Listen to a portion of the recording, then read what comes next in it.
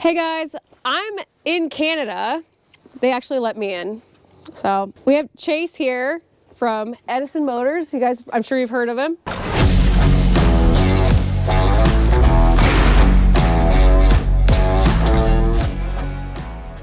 I wanted to come up here and see these trucks and talk more about it. And yeah, you tell me all about it. Yeah, so this is the world's first diesel electric truck, actually. Yeah? Yeah. So I like the hybrid model because when they're talking about electric trucks, I see a lot of problems in like long range and they're, charging stations and the time to charge. I've always thought that a hybrid model would make more sense. Yeah, exactly. This is the diesel. So it's a 3306 diesel hooked to a generator on the back end. This just exists to produce electrical power. Like it doesn't drive anything. There's no drive line, nothing included. Okay. Under here are the batteries on this truck. So this is what actually drives the truck, is the batteries. The way I like to say that best way to think about it is that this is a fully electric truck that carries around its own onboard fast charger. Oh, okay. That makes a whole lot of sense. So here's the batteries. So Edison Motors, our tagline is stealing Tesla's ideas. So these are Tesla batteries that we used in the first truck. Oh, that's cool. Yeah, we actually just pulled a bunch of batteries out of a wrecked Tesla, threw them in here, and then it's got a Tesla drive motor in the middle of the frame. That's what actually drives the truck right there. So you can see your whole drive line runs back to a Tesla Model S motor. That's hilarious. How does Tesla feel about that? They've never said anything, but I'm sure that there was a few Tesla engineers that, like, we had to take that motor apart, weld up all the spider gears and the differential on it, and then, like, I am sure there was a few engineers at Tesla, as they watched us stick weld the motor back together, that were a little concerned, to say the least. Yeah. But it worked, and so basically instead of running a axle both ways, it now just runs one center drive shaft, which unfortunately is the one biggest problem with this truck, is that drive shaft is just too weak. It'll move around the truck empty, but when we've tried to load this thing, it snaps that drive line. That's why it's got those little shear bolts in there, so it snaps those bolts before it actually snaps the drive shaft. Okay. So this is more of... This is a proof of concept. Yeah, it's a concept proof vehicle. Of like pre-production prototype. It's, this was to test it. Can we actually build an electric truck? Can you have a diesel generator, charge batteries while still driving the truck around? And we found out yes. So we learned a lot of things from this. Like, there was a lot of things that, to be honest, just didn't work. We ran into heating issues. So the batteries and the motors are all liquid cooled to keep them cool.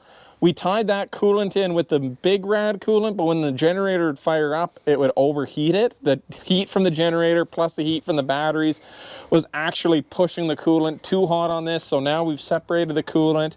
We've also gone to E-axles in the back to get rid of the whole drive line completely. Okay. Because this one is like, we had to make do with what worked. So we had the Tesla motor, then we needed a further gear reduction, so we got a Spicer 4-speed auxiliary that you'd find in an old 5 and 4. That's actually the 5 and 4 the truck came with.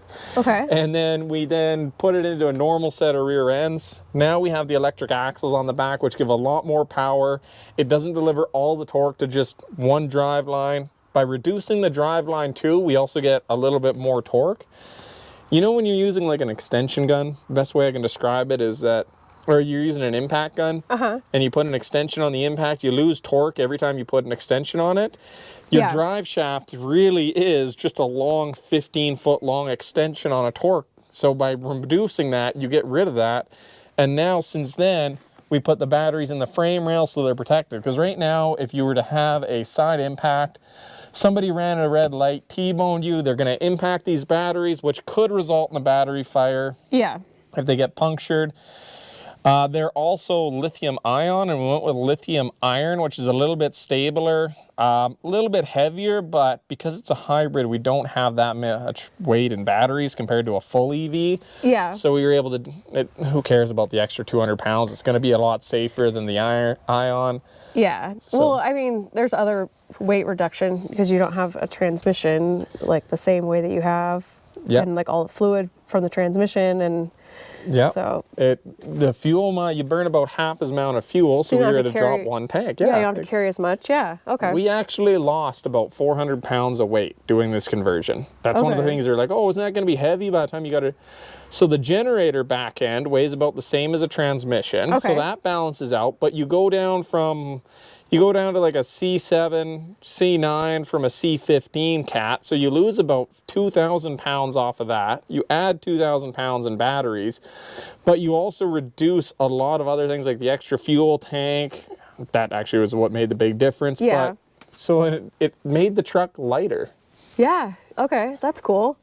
Well, and these older trucks are already a little bit lighter than what we're running, like the newer stuff. They are. They are light. I mean, there's not much to them. No. Yeah, they're cool though. Definitely but it was a good way to test it to see whether it worked or not on one of these old trucks. So. Well, I mean, like the theory, you got to test the theory before you can like actually work the truck, right? Well, exactly.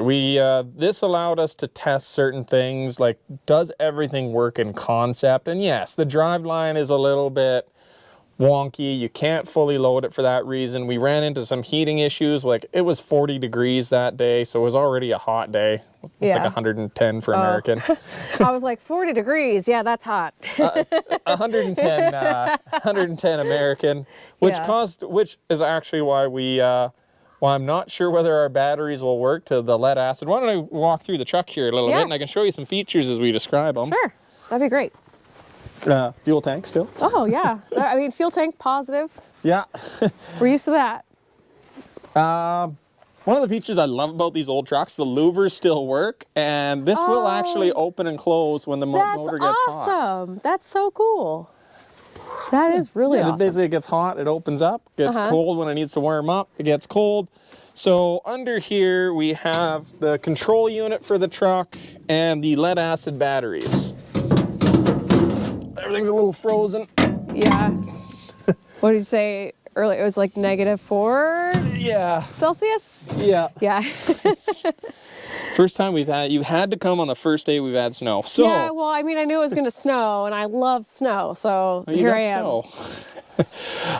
Here, these are the lead acid batteries. So because the generator's 24 volt, we actually have a 24 and then we have a 12 volt battery system. Okay. We had to run 2 on this just because the generator came 24 and we didn't want to play around converting it.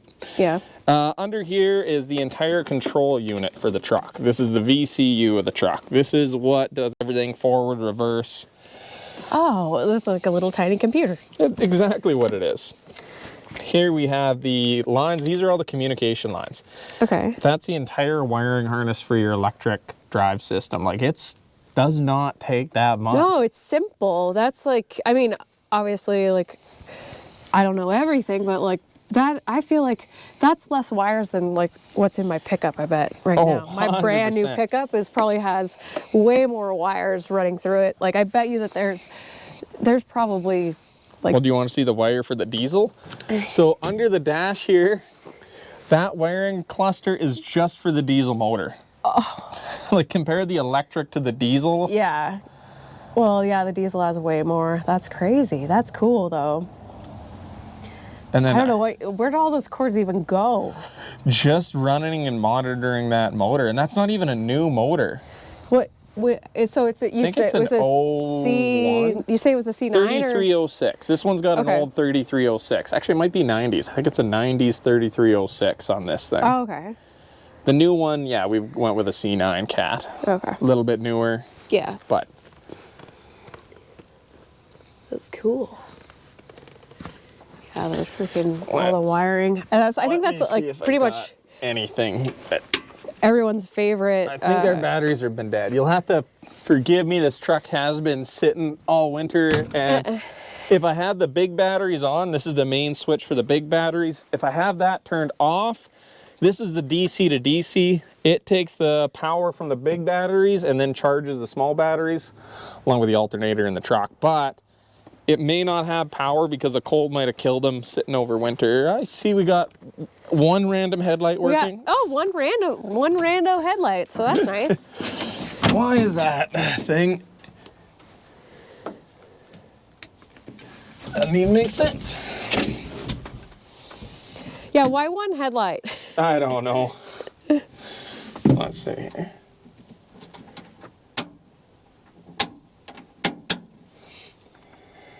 Yeah, I think the batteries are just dead. They're on dual systems, so. Yeah, I'm getting nothing here for batteries at all.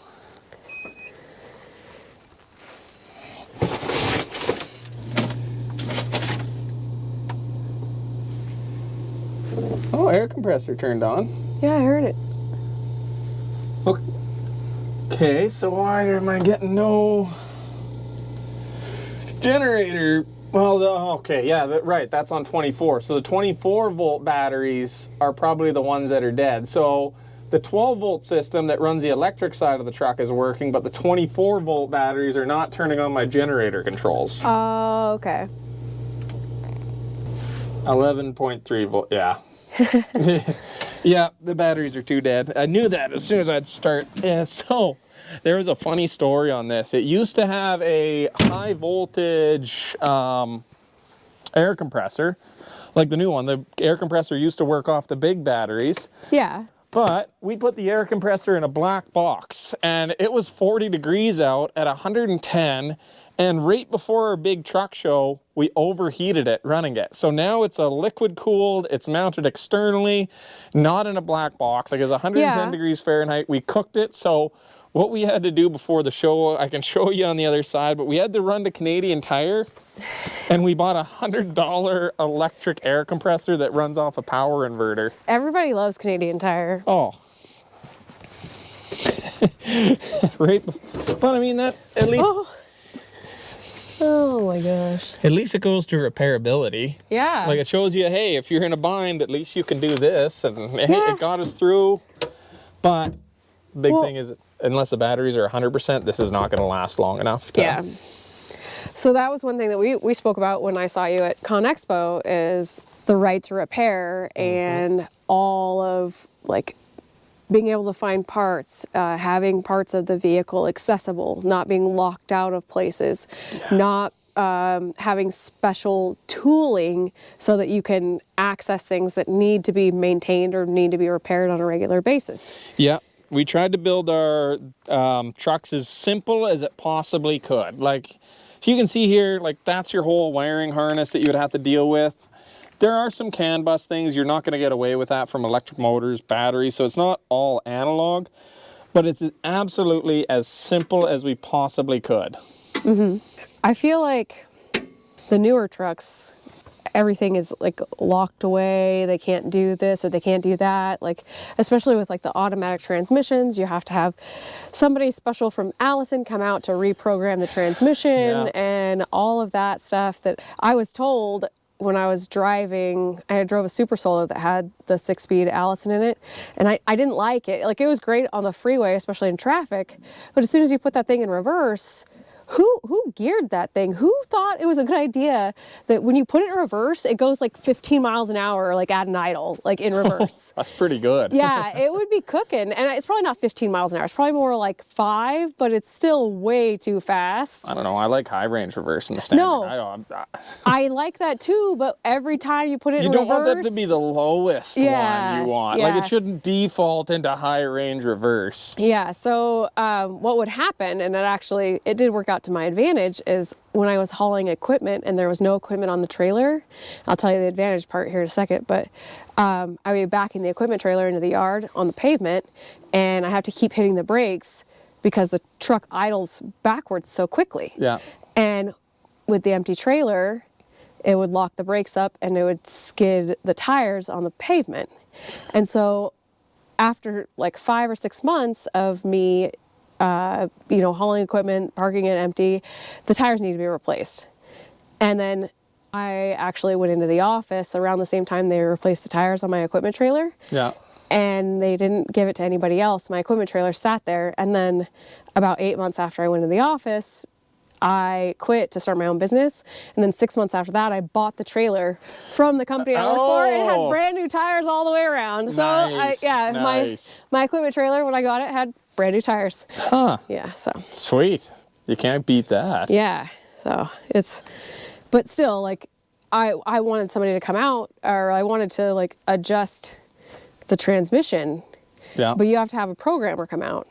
And scheduling time with the programmer, it was difficult. So it didn't happen. I don't think it's happened since, but, like, it didn't happen while I was driving it, so. Yeah, and that's why I wish that the new truck. So the new truck's getting shipped back here next week or the week after. Last week of January, the Topsy's getting shipped back. I wish I could show you that because we've set it up so that the display screens, if there's fault codes, it tells you exactly what the fault code is. You can go into the screens, you can reprogram it from the screens.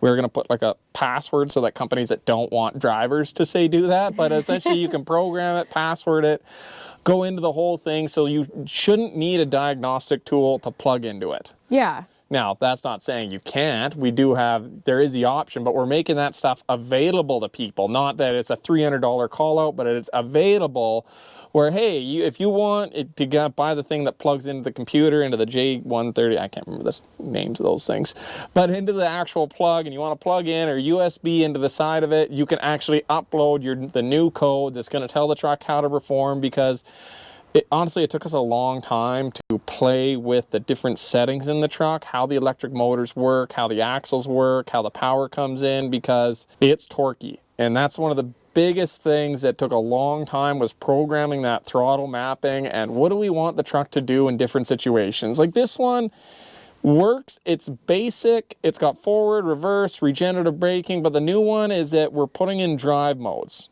Once we learn that, it's way too easy to spin the tires. I don't know how many videos I now have of that truck just roasting tires, and they're not all intentional. Oh, okay. I was just saying, like, that's like a thing. I mean, it's cool that you can roast tires in a big truck. Like, it is, but you don't want to do it like I'm just trying to unload it off the low bed and I'm doing a burnout off of the low bed, and you're like, all right, wow, you really gunned it off of that thing. I didn't mean to. Videos of some guys pulling it into the shop in the testing bay over in Ontario, and there's like a 4-foot stretch of rubber as he accidentally laid rubber inside of the tent. Like, it was just turned a little too hot and horny on the throttle. So what we did originally was it was linear mapped, and you push on the pedal 20%, there was a 20% apply of the throttle. But when you're bobtail, 20% of throttle was enough to actually spin the tires. So we had to linear map it, where now at 20%, it gives you 5% throttle, and it gives you more power as you mat the floor. Okay. One of the other issues was we had to program a bit of a lag time in. The first lag was a second. That was too long. So you were like, oh, nothing's happening. And then I'm going to push harder on it. Now you're 50% throttle, and that's how you leave like a 7-foot stretch of rubber in the shop. So now we took it down. No throttle was too little, because if your foot vibrated a little bit, you'd get sudden jerkiness. So you need something to smooth it out. So we went with a 0.1 second. okay. That seemed to be good. And then we programmed the other different drive modes. So now there's bobtail mode, where it limits that and it changes it. Then when you're loaded, you have a loaded mode. You just hit loaded on the screen. It gives you a throttle profile better for being loaded. Okay. And then we have off-road mode, which is my favorite one. I'm sure it'd be my favorite too. So. Oh, it's so it's a little bit more gentle. It won't allow your wheels to slip as much. So it can detect what the RPM is on the wheels, or what the RPM is of the electric motor.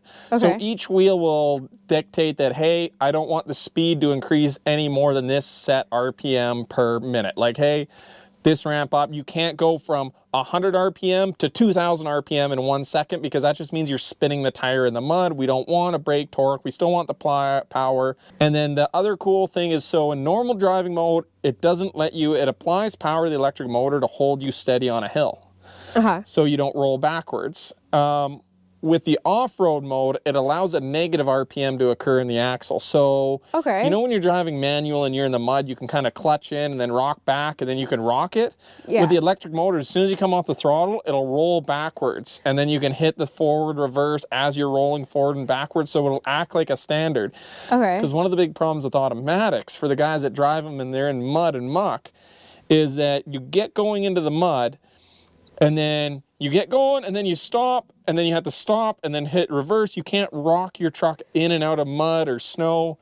Now we'll allow the truck to roll backwards, and that's something that you can only do with the electric. So actually, I went out to the Eaton Cummins Proving Grounds, and the Endurant has a rock-free mode, and it does allow that. Oh, yeah, cool. That's the their auto shift. They've been out for like a little over a year now, but it's an 18 speed up and 6 speed reverse. So actually I think you would love that. I'm not an automatic fan, and I don't want to drive one on a daily, but going there and testing them out was amazing. Like just getting to like actually like go through and then try all like the rock free and like try to get it stuck. And it's like basically you can turn off the urge to move and that kind of stuff. It was pretty cool. I love prototypes, so that's cool. That's kind of cool, because I mean, I still don't like the automatics. Like I honestly can't. I understand there's a lot of people that only like automatics, and I have driven plenty of manuals. I've never driven one of the old auto shifts. The Endurant, if I was going to choose, I would choose the Endurant over the Allison any day. Oh yeah. Because it feels more like driving like a real truck. Because it has 18 up gears. Yeah. And then it has 6 reverse gears. And I got I think I was like 36, 37 miles an hour in reverse. That's pretty good. Yeah. That's the one cool thing though about the electric axles. They can go as fast in reverse as they go forward. So you can do up to 140 in reverse. Oh, good. That sounds great. I mean, it's totally, absolutely reasonable, I think, for most people to be able to do 140 in reverse, but it's possible. All I can think is if you're backing up a nice spur road, like when you have like a 2-kilometer backup, that'd be wicked. Yeah, and that's actually what they were planning for with the 6 reverse speeds. It was for paving. Oh, yeah. The nice thing I like too about the electric is, one of the advantages of electric besides the high torque is that the torque is a flat line torque curve. You know, on a normal motor, you have a certain RPM range of a couple hundred RPM where it really puts out the torque you want. Yeah. With electric, it puts that torque out, so you're always in the right gear. You're always in the power band? Yes. That's cool. That's the one biggest complaint I always had about automatics, is that you were never in the power band that you wanted to be in. No. For whatever reason, you would be either too low, or you're trying to go down a hill and it's trying to gear up, and Yeah, even with this truck, with my pickup, with the 10-speed in it, there's times where I'm like, you're in the wrong gear. all the time. Yeah. And then like, at least in the pickup, like in my Ford, I got a manual motor. I can put in a manual and it's 6 gears to go up and down. But when you're on an 18, I drove one of those 18 Eaton auto shifts way back in the day when it was just a loaner once. But to go through it, you have to like, you're like, okay, I got to drop like 6 gears. 1, 2, 3, 4, 5. Like, and it was a slow computer, and it was those crappy little push buttons, and you're like, 1, 2, 3, no, okay, I want to drop like 6 gears. I'm slowing down for a big hill. I've got like a 14% grade coming up. Let's gear this down. And I just spent all day doing that, and it's like, this is way more work than just grabbing the shifter and moving. Like, this is more work now to drive that automatic than it was to drive the manual, and I still didn't have the control and power over it, but at least now with the electric, you got it. Yeah, I like the control. I like to be able to choose my gear. I don't know, I feel like I'm like a part of the truck, and like it's a part of me, and like we're working together. And when I'm in the automatic, I'm like, I hope you're in the right gear, you know. And that, I mean, that was with the Allison, like I hope you're gonna downshift soon. Like, there was like not a whole lot I could do, you know. Yeah. I wonder if I can fire the other thing up and see if we can get that generator going, because that'll recharge the that'll recharge the batteries. Make sure I don't slip and fall. Alright, yeah. No, those batteries are just dead, so I'm gonna have to jump start those batteries to do anything. That's annoying. I got some shots from the other side, but this is what the dash looks like. It's cool. So you put like a tablet like right here. Yeah, essentially that's exactly what it gets. Nice. That is a proof of concept. We didn't have to get too fancy. No. What's that one go to? Music. Oh. So I'm actually okay. just driving her along. Wish Nice. this thing was working though. Yeah. Nope. No, it's just stone cold dead. Yeah. It's really cool though. I swear it works. Yeah, it does. We insert actual working mode here. Oh.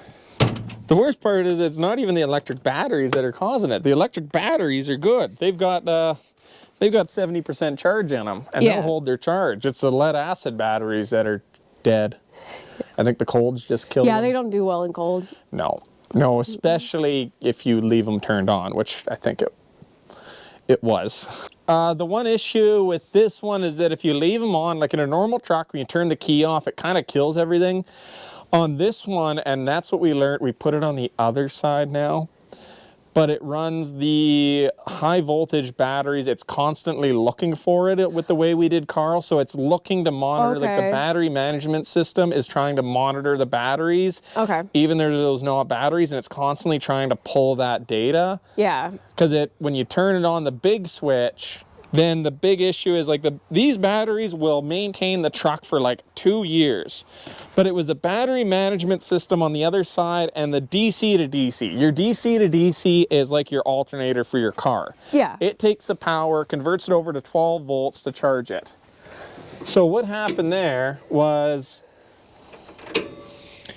because that's on this side, if you have this turned off, your DC to DC won't recharge those batteries. So we've changed that up. Now the DC to DC will keep that active unless you turn off the DC to DC switch, but the DC to DC switch is on its own independent one. Because right now the 12 volt kills everything with 12 volt. It was just take everything out, high voltage kills everything. Now on the new one, we put on a switch where you can maintain your batteries while parked, or else so that this doesn't happen. Okay.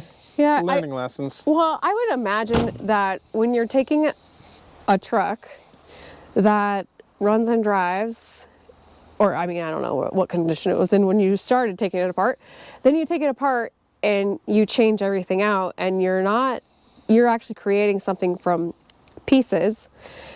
I can imagine that you run into a lot of hurdles that you're not expecting as you're putting it together. Well, like I said, when we did it, nobody else in, at least in North America at least, has ever built a diesel electric truck. And you look at companies like Nikola was worth $40 billion. They released the truck's brakes and rolled it down a hill. Their electric truck wasn't even working. So we had to do something that $1 billion companies never did before. Yeah. Now, what got us there is that we used a lot of off-the-shelf parts, like things you could find, like Tesla batteries, ripped apart a Tesla motor. We ripped apart, like that's just a generator with an open stator, which is not good because we can't actually drive this in the snow, the rain, the dust, because you'll get grime in that into that stator. That's not good or ideal, but it worked to the point where we could test it. We could learn from what worked on here, like things like the DC to DC, the batteries be constantly killing the batteries in the cold, and we were able to reintegrate that into our production prototype, which I'm sure we'll have a few things to change up. We already did have a few things to go through when we did the testing. Luckily, our stuff was mainly cosmetic now, which is the bigger one. We noticed on our fender design, we had a little piece and a piece of angle iron down here, and it was slightly scraping the tire when the tire turned, so I had to cut that off with an angle grinder. But like, you don't need tires. What are you talking about? Exactly. But overall, this, for what it was as a proof of concept, this thing did amazing. Like it's quiet, it's powerful, like this thing hauls. Like when you actually step on it, you're just gone. I've never driven an electric vehicle, but I've heard like that it's yeah, I would imagine it. See, this and thing that accelerates like my pickup does. Yeah. Off a line, this thing will match my pickup, both hammering onto it.